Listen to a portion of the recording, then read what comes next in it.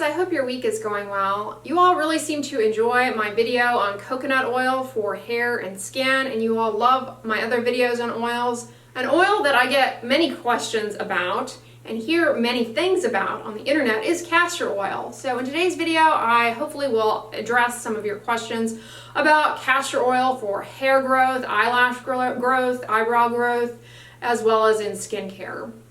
Castor oil is derived from the plant Ricinus communis, and it is a desirable oil in skincare products because it is rich in fatty acids that could be nourishing to the skin.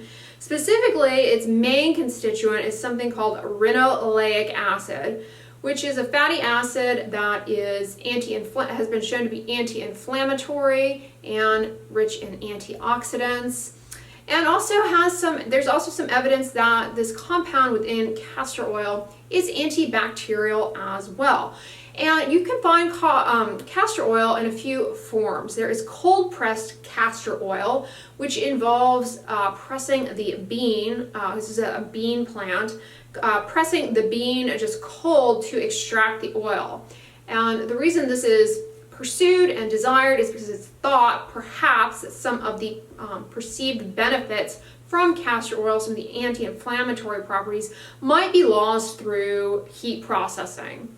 So there's cold pressed castor oil. There's also black castor oil, which is made by first dry roasting the beans, the castor beans, before pressing them. So that's what yields that dark coloration.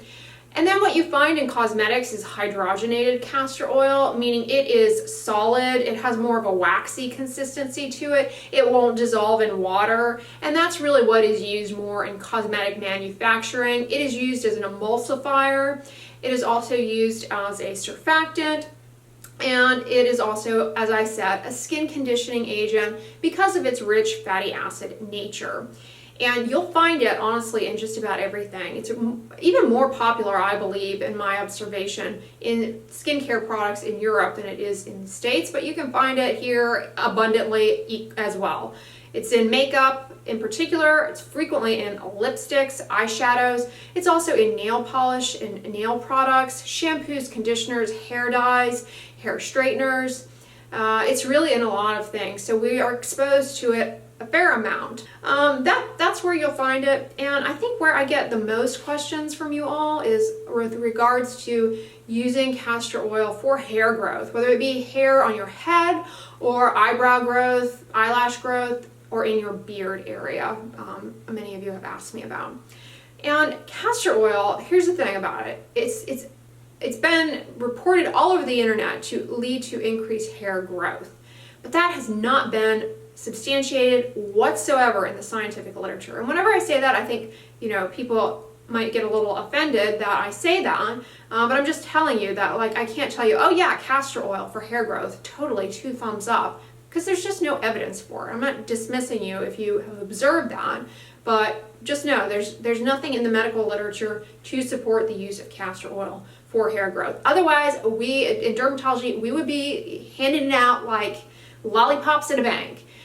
Because people, when they lose their hair, the emotional impact that has is tremendous. And in dermatology, we want to do everything possible to alleviate that suffering. So if it worked, if we had evidence that it worked, we would be using it too. But we don't.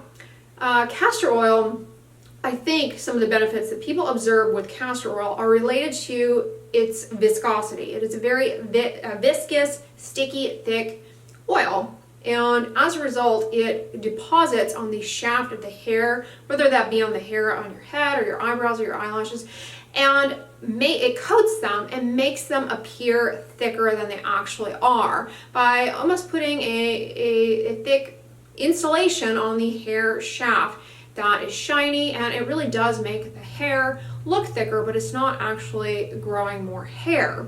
So I think that's probably what some of the observed benefit from using castor oil is. But a bad thing that can happen with using castor oil in the hair, it's not common, it's mostly been reported in India. In fact, I think it's only been reported in India.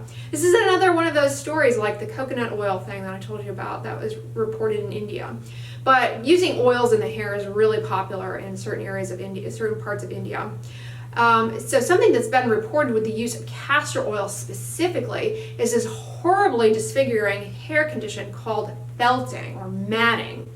And it's a very sudden onset clumping of all of your hair together into a matted, tangled mess.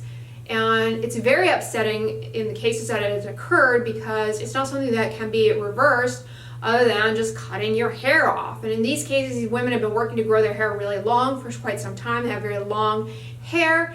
Then as a result from the castor oil, they develop this acute onset of matting of the hair. It makes a tangled mess. It's very, very unfortunate in these cases when this occurs.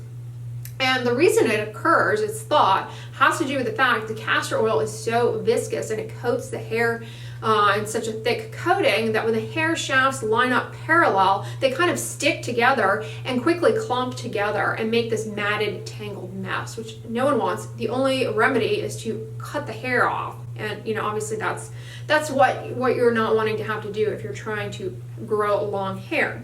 So really unfortunate. Again, it's only been reported in India. I've never seen a case of it. I mean, I have seen hair matting, hair felting. It can happen in cases of poor hygiene, neglect.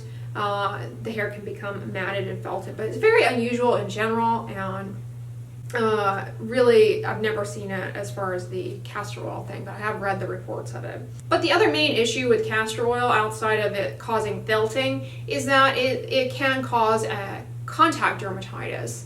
It's not super common like fragrance allergy that I always warn you guys about, but it definitely does occur, and it's specifically been reported a lot with things like lipsticks and eyeshadows. And it's thought to be an allergy to the castor oil itself. When they're patch tested, that's the test to find out what the allergen is. It's the castor oil that pops up as positive. So I have to avoid it. But it is pretty prevalent in cosmetics. And in cosmetics, like I said, is mostly that hydrogenated form, not the actual oil. Personally, a while ago when I was reviewing different types of oils for oil cleansing, I tried castor oil just to see how it would go as something to break up makeup, and it is so viscous, I could not mix it, I could not get it to really work. It was really sticky, really tacky. And I do know that people mix it with coconut oil. So diluting it with coconut oil is something that a lot of people do. Some of the reports of the hair felting, however, were still in people who were diluting it with coconut oil. So it doesn't make it safer from that felting matting phenomenon, but it is something that people do to, I guess, make it easier to work with. But as far as hair care and hair oils, I'll remind you back to my coconut oil video. Coconut oil would be a much better choice for your hair shaft health than castor oil. Coconut oil by itself has not been reported to lead to the felting, and as I said in that video, it has some beneficial properties that make it a good choice for protecting the hair shaft. So if you're interested in coconut oil, make sure you check out that video. I go into details about it there. But I hope this video was helpful to you guys and kind of getting at the castor oil questions. If you liked it, give it a thumbs up, share it with your friends, and as always, don't forget, sunscreen and subscribe. I'll talk to you guys tomorrow. Bye.